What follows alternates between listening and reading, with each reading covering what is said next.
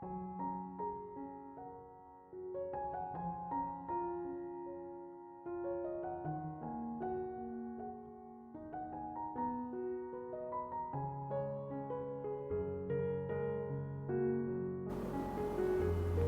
Ibu, Saudara-saudari, adik-adik kaum muda yang terkasih, Shalom, berkah dalam piye kabare.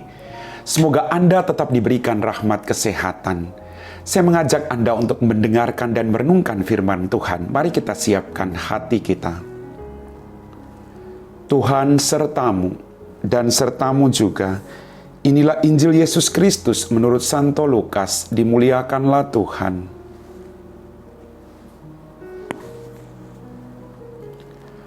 Pada suatu ketika, seorang ahli kitab berdiri hendak mencoba Yesus.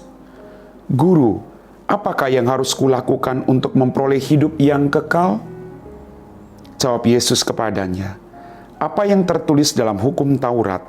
Apa yang kau baca di sana?" Jawab orang itu, "Kasihilah Tuhan Allahmu dengan segenap hati dan dengan segenap jiwamu, dan dengan segenap kekuatanmu, dan dengan segenap akal budimu. Dan kasihilah samamu manusia seperti dirimu sendiri." Kata Yesus kepadanya, "Benar jawabmu itu. Perbuatlah demikian, maka engkau akan hidup." Tetapi untuk membenarkan dirinya, orang itu berkata lagi, "Dan siapakah sesamaku manusia?" Jawab Yesus, "Adalah seorang yang turun dari Yerusalem ke Yeriko. Ia jatuh ke tangan penyamun-penyamun yang bukan saja merampoknya habis-habisan, tetapi juga memukulnya, dan sesudah itu meninggalkannya setengah mati. Kebetulan ada seorang imam turun melalui jalan itu.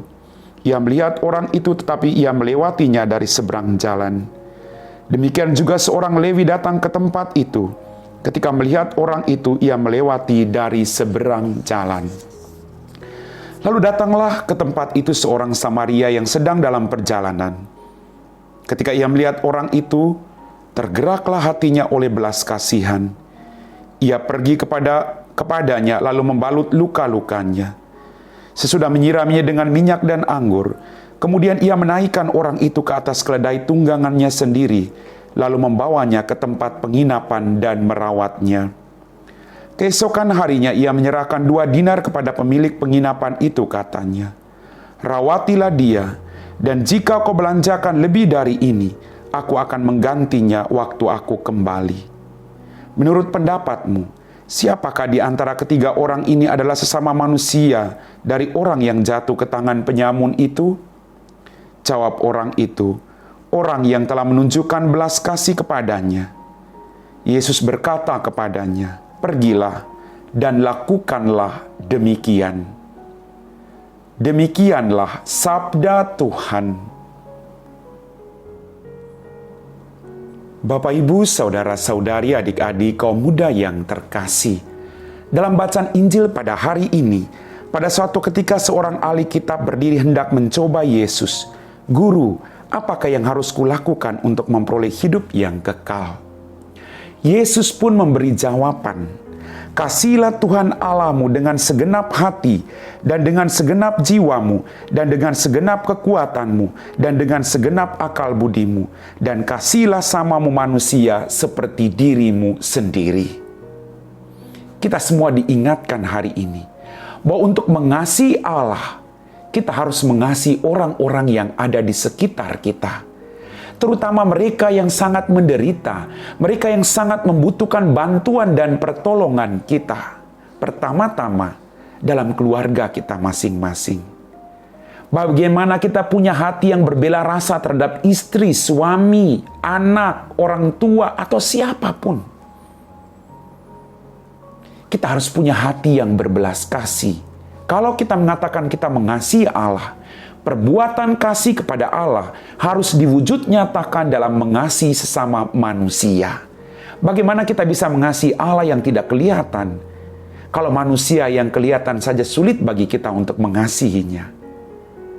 Maka mari kita belajar untuk saling mengasihi, saling mengampuni, saling merangkul dan menolong dalam kehidupan kita, seperti kisah orang Samaria pada hari ini.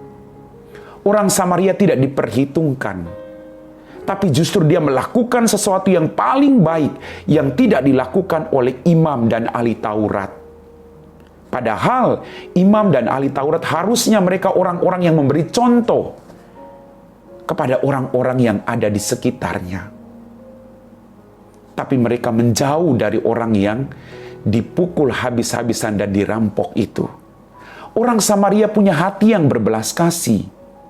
Dia mungkin tidak diperhitungkan, tapi dia tidak menutup hatinya terhadap orang yang menderita.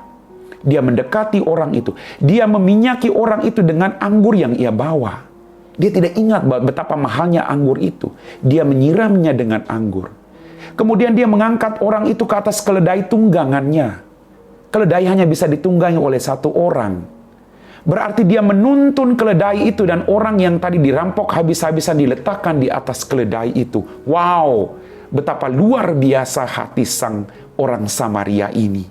Dia tidak ingat akan dirinya, tapi dia fokus pada penderitaan orang lain yang harus diselamatkan. Kemudian dia bawa ke tempat penginapan. Dia tidak hanya membiarkan orang yang dirampok tadi di penginapan. Dia tidur semalaman bersama dengan orang yang dirampok habis-habisan. Dari mana kita tahu? Dalam Injil tadi dikatakan keesokan harinya. Berarti malam itu dia ada di situ. Maka keesokan harinya dia berkata kepada pemilik penginapan, buat yang terbaik. Kekurangan yang ada, nanti saya kembali, saya akan tanggung. Luar biasa. Dia berjanji bahwa dia akan kembali ke penginapan itu. Hati yang sungguh luar biasa yang harus patut kita contohi. Hati yang tidak punya nego-nego, tidak perhitungan sama sekali. Ini adalah orang yang mengasihi Allah. Tidak hanya dari kata-kata yang hebat, tapi dari perbuatan yang kecil, tapi mendatangkan keselamatan bagi banyak orang. Mari Bapak Ibu, kita belajar dari sikap hidup orang Samaria. Mungkin Anda tidak diperhatikan, mungkin Anda tidak diperhitungkan, mungkin Anda dianggap orang berdosa, tetap lakukan kebaikan. Karena kebaikan mendatangkan berkat bagi hidupmu. Tidak perlu menjadi orang hebat. Jadilah orang sederhana, tapi bisa melakukan kebaikan. Amin. Bapak, Ibu, saudara-saudari, adik-adik kaum muda yang terkasih, kita semua telah diteguhkan oleh firman Tuhan. Mari kita siapkan hati kita untuk berdoa. Dalam nama Bapa dan Putra dan Roh Kudus. Amin. Ya Tuhan Allah Bapa kami dalam kerajaan surga, terima kasih atas rahmat kehidupan, berkat berlimpah yang masih Engkau berikan kepada kami. Ampuni dosa dan kesalahan kami. Pada saat ini Tuhan, kami mau berdoa bagi mereka semua yang sedang menderita sakit, baik di rumah mereka maupun di rumah sakit. Bantulah mereka, sembuhkan mereka. Jamalah mereka melalui setiap orang yang menjumpai mereka, melalui keluarga mereka masing-masing, para dokter, para perawat. Tuhan, kami butuh Engkau dalam kehidupan kami. Jangan tinggalkan kami. Sembuhkan kami. Angkat setiap persoalan-persoalan dalam kehidupan kami. Jadikan hati kami ini untuk mengasihi Engkau melebihi apapun.